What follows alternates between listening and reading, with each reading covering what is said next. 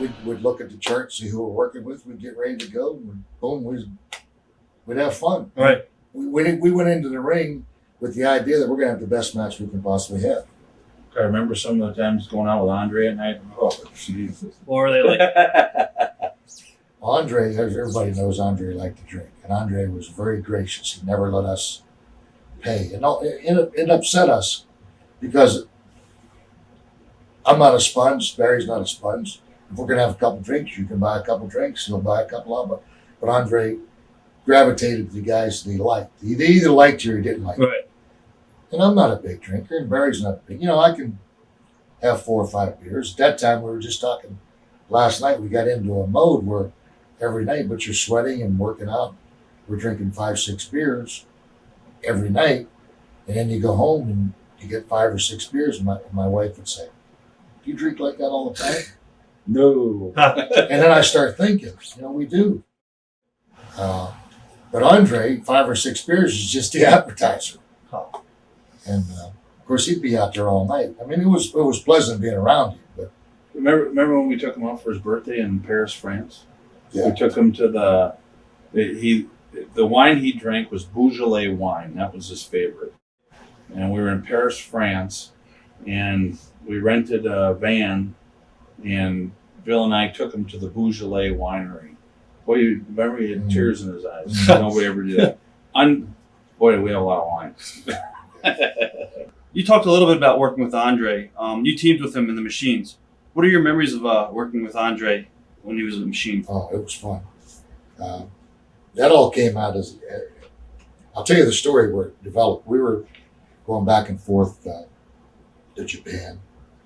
I was there about 14 weeks a year, and we had just finished a tour. And the next tour we're coming back was 2 weeks later. Well, we went back and we met at the Kyo Plaza Hotel. That's where all the guys from New Japan stayed. And Andre called me up to the hotel room and he says, "We've got a situation here." They had a big team, a popular team that they were pushing called the Machines. Right.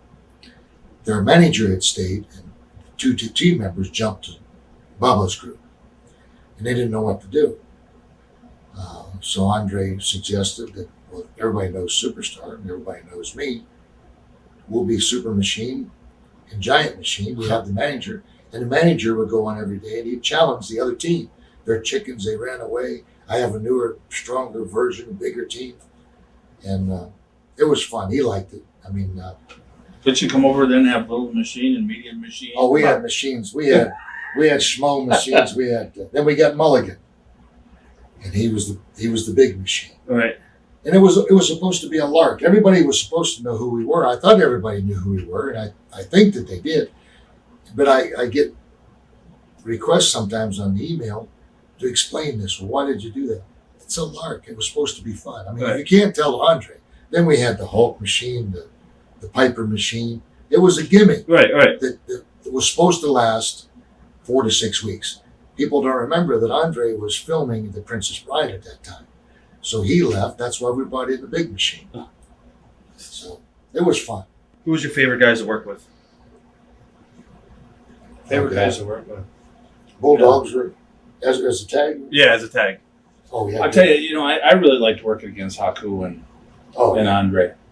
I mean, they were 2 really good friends of ours that we would go out with and we'd have beers with, and And different styles completely. completely different styles. And not anybody could work with those 2 guys either. Yeah. Right. And they were just guys that you could trust, and it was fun in the ring with them. Bulldogs I liked. Heart Foundation was Art great. Foundation and Tito and Martel. Yeah. It was kind of hard to. We had fun almost every night. Yeah. Talking about a team that guys were underrated, I think that Haku, if they'd have had a team with Haku and Barbarian, Oh, that would have been. I don't know if they ever did that later on. I don't think That they would- no, I don't know why they never did that. Yeah. Because that was 2 believable guys, right? Oh there. yeah, Definitely. Oh my gosh. What's Haku doing nowadays? selling cards. Is he selling cards? Doing all right? What do you guys do today?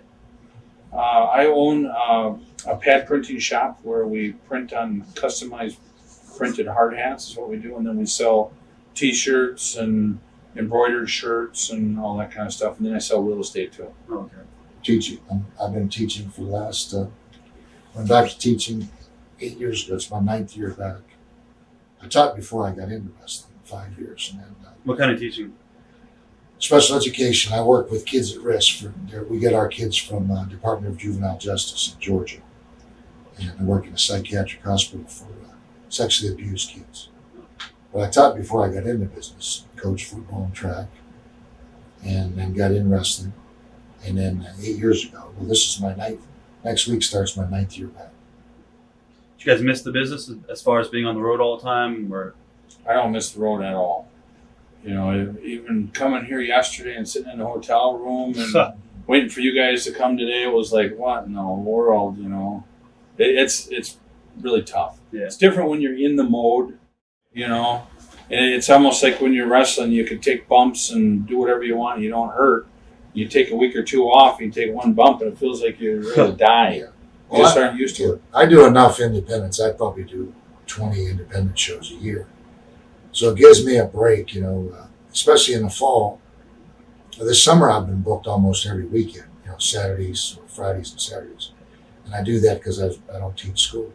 But then once school starts, I cut that back to just do 2 weekends a month, usually on a Saturday. So I get away from the house and get out of my wife's hair and get to see the guys and BS a little bit. But like Barry was mentioning, I was up in Michigan last week. Honky Tonk and I were there. We were there for 4 days. Well, Honky's on the road a lot longer than I am. About the 3rd day, I'm ready to get the hell out. I want to get out there and go home. And I don't miss, although Eric is very good about flying us up, I don't miss fighting the airports, standing through the lines. The only thing I would miss about the business is maybe the big paychecks that we used to get. But Yeah, other than those that- are nice. Other than that,